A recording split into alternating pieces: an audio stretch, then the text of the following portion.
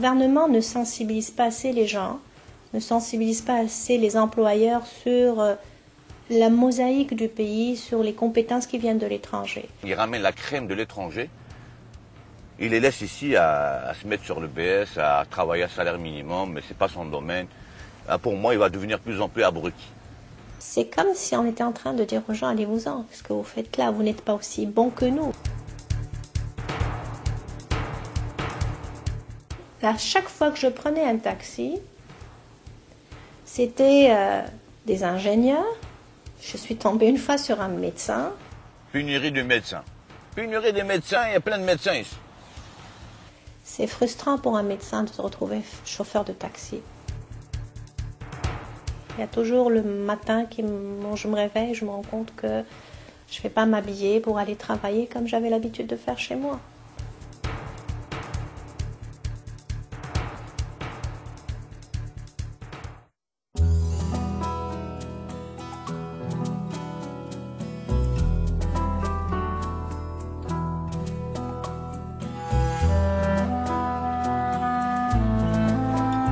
Mon nom est Bouchra.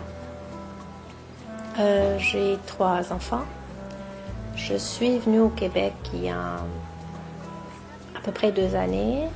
Je viens du Maroc. J'étais, avant de venir ici, consultante qualité dans une banque.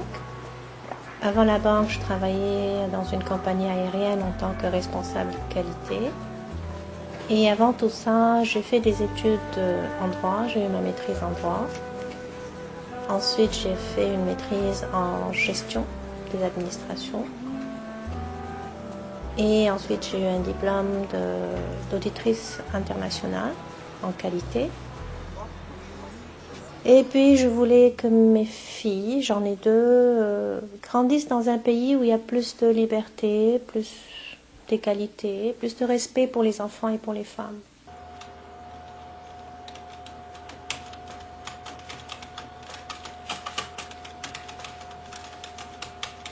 J'ai utilisé tous les moyens possibles pour rechercher de l'emploi. J'ai commencé par Internet, tous les Jobboom, les Workopolis, tous les sites où on trouve du travail. J'ai envoyé mon CV, je l'ai refait à la canadienne, au bureau de recrutement. Je dis envoyer 200 CV. J'ai été appelée à 3 entretiens. Lors de ces entretiens, une grande entreprise au Québec que je ne nommerai pas, j'ai rencontré le DRH avec 2 autres personnes et au bout de 45 minutes, on me demande « Avez-vous une expérience québécoise ?»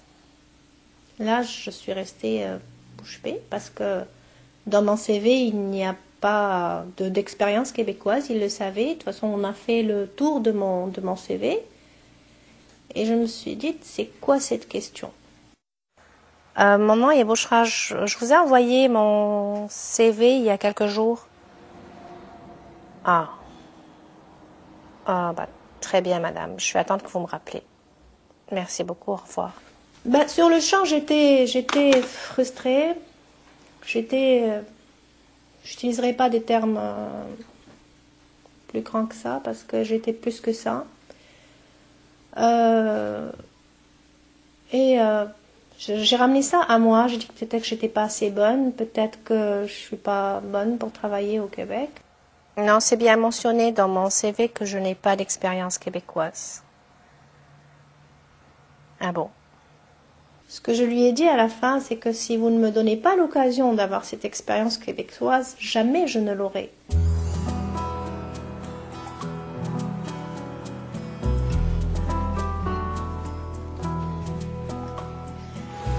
Bonjour, comment ça va? Tu vas bien? Ça va très bien et toi? Ouais. Il est bon le thé? Très bon. J'en veux bien un tout à l'heure. Tout à l'heure? Ça va? Ça va très bien et toi? Pas de neuf. C'est toujours la même histoire. C'est-à-dire que ça fait maintenant pratiquement 13 mois que je cherche du travail. Et ça se déclenche pas jusqu'à maintenant. Plus de 50 candidatures que j'ai envoyées. Mais il n'y a pas de réponse. T'as quoi comme diplôme? J'ai eu un doctorat en biologie en France et j'ai fait aussi ce qu'on appelle des stages postdoctoraux, c'est-à-dire des stages de perfectionnement et d'apprentissage en même temps pour être plus qualifié pour un travail soit académique ou dans un domaine, un secteur privé. À ton avis, c'est quoi les raisons? Est-ce que les gens ils ont peur de l'étranger ou est-ce qu'ils se disent que l'étranger ou l'immigrant n'est pas aussi qualifié que les gens qui ont leur diplôme ici?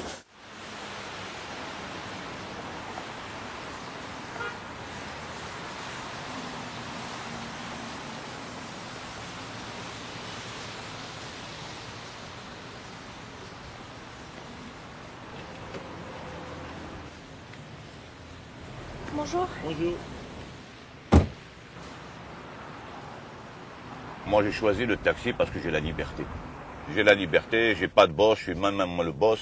J'ai pas de pression, j'arrête comme je veux. Et le diplôme que tu reçois, tu le mets à la maison, tu le plantes et tu restes. C'est tout. Je préfère avoir ma petite poignée de dollars et j'ai la paix que avoir la petite poignée de dollars, travailler chez quelqu'un et avoir la pression derrière. Moi, je me sentais comme un esclave.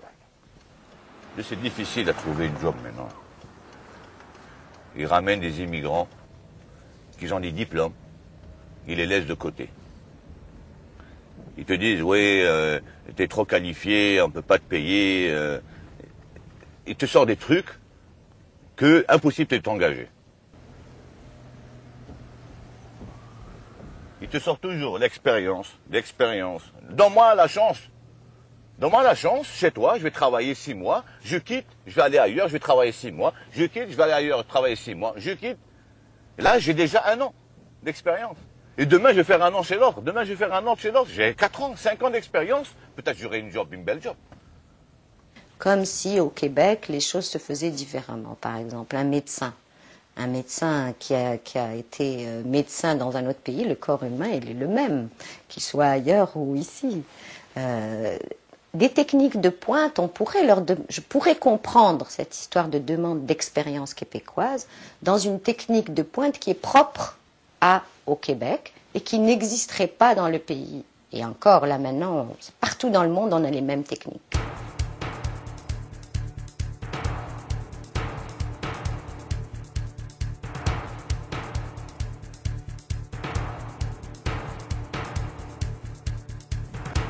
Un nom arabe, ils réfléchissent 4 fois. D'ailleurs, même on a vu la télévision la dernière fois, le Marocain qui a eu l'expérience l'a eu. Il a envoyé un CV à son nom, il n'a pas été accepté, il a changé de nom, il a été accepté pour l'interview. Alors comment tu dis pas qu'il n'y a pas de... Hein? Là, tu ne vas pas me dire que c'était un cas, mais il y en a beaucoup qu'on ne connaît pas, nous. Ça veut dire que dès qu'il y a un nom qui ne sonne pas québécois, on le met de côté. On m'a proposé, et là c'est horrible à dire, on m'a proposé de mettre un nom qui sonne... Il y a une amie qui m'a proposé Déborah ou quelque chose comme ça, qui a un rapport avec mon nom, mais jamais je ne changerai mon nom. Jamais. Les Arabes, tous ceux qui sont placés dans la catégorie arabe, dans la communauté arabe, depuis les attaques du 11 septembre, surtout la médiatisation, tout le tapage médiatique qu'il y a eu après le 11 septembre, fait que maintenant ils vivent une situation difficile. Une situation, une discrimination, mais en même temps, on ne peut pas mettre la main dessus, cette discrimination, dans le sens où c'est en envoyant leur CV, ils ne sont pas retenus, leur CV. Donc, ils ne peuvent pas avoir une preuve vraiment de cette discrimination-là.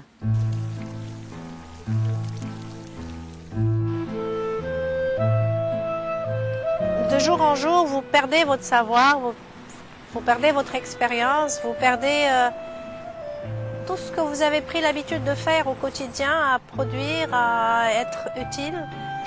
Vous voyez que vous le perdez de jour en jour. Vous ne le pratiquez plus et tout ce qui ne se pratique pas se perd.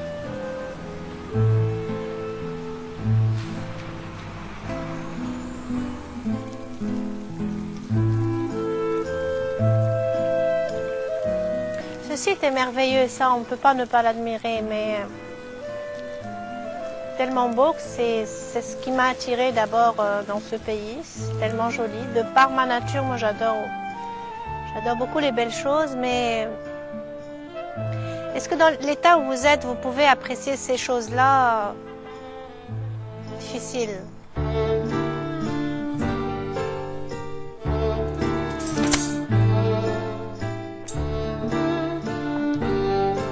Puis le regard des autres, le regard des gens du pays qui vous appellent. Alors, vous avez travaillé? Ben, t'as travaillé? Non, pas encore. Je prépare un diplôme. Quelque part, on sent ça comme un échec. Un échec. Un immigrant, quand il part, il quitte une situation pour avoir une meilleure situation. Donc si il ne trouve pas d'emploi, il n'y a pas d'argent, le temps passant, il commence à se dévaloriser. Il n'a pas l'impression, même s'il sait qu'il y a une dimension de discrimination, il va vivre le refus, le rejet, le fait qu'on ne l'appelle pas pour des entrevues, qu'on ne le prenne pas pour des postes. Il va le vivre comme si c'était lui qui n'était pas capable. Donc il y a une très forte dévalorisation. Et ça joue sur le couple. Ça joue sur l'économique, puisqu'il n'y a pas de rentrée d'argent. Donc pour les enfants, pour la famille, pour vivre, pour payer un logement, pour trouver un logement convenable. Ça joue sur la psychologie du couple et de la famille. Chaque fois que je rentre, ma petite fille, ma fille me demande « Maman, est-ce que tu as trouvé un travail ?» Et je suis obligée de lui dire « Non ». Et c'est comme si, aux yeux de nos enfants, on est des incompétents. L'emploi constitue la source de revenus et la plupart des gens vivent ça comme une dignité.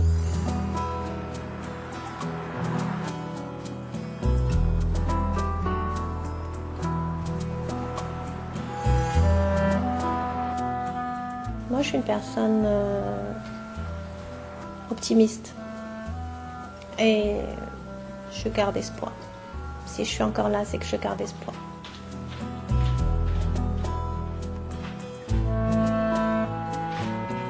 Mes enfants, je les vois heureux. Les gens qui m'entourent, je connais beaucoup de Québécois très aidants, très gentils.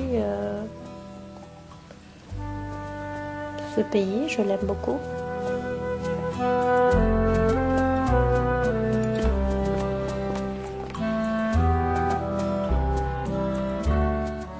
Je pense que je finirai par être reconnue à ma juste valeur. Je pense que oui, ça viendra.